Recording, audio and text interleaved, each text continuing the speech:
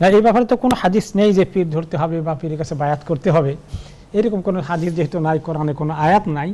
তো আল্লাহ তাআলা বলেছেন শুধুমাত্র ওস্তাদ এর কাছে শেখার জন্য ফাস আলু আহলা যিকরি ইন কুনতুম লা তা'লামুন, তোমরা যদি দিনের বিষয়ে কিছু না জানো, যাদের কাছে যিকরের জ্ঞান আছে অর্থাৎ কোরআনের জ্ঞান আছে, দ্বীনের জ্ঞান আছে, তাদেরকে জিজ্ঞেস করো।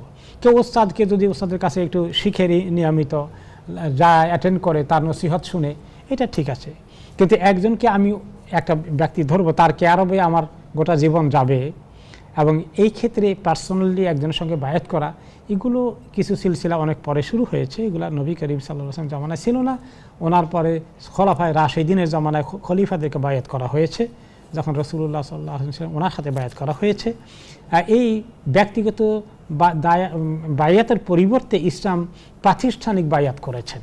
প্রাতিষ্ঠানিক বায়াত হলো রাসূলুল্লাহ সাল্লাল্লাহু আলাইহি ওয়াসাল্লাম একজন নবী হিসেবে বায়াত করেছেন, এবং পরে খোলাফায়ে রাশিদিন রাজনৈতিক খেলাফতের যে নেতৃত্ব দিয়েছেন সেখানে বায়াত করেছেন। কাজে যেটা মুসলিম উম্মার এরকম প্রতিষ্ঠান, খেলাফতের প্রতিষ্ঠান, তাদের প্রতি বায়াতের কথা আছে।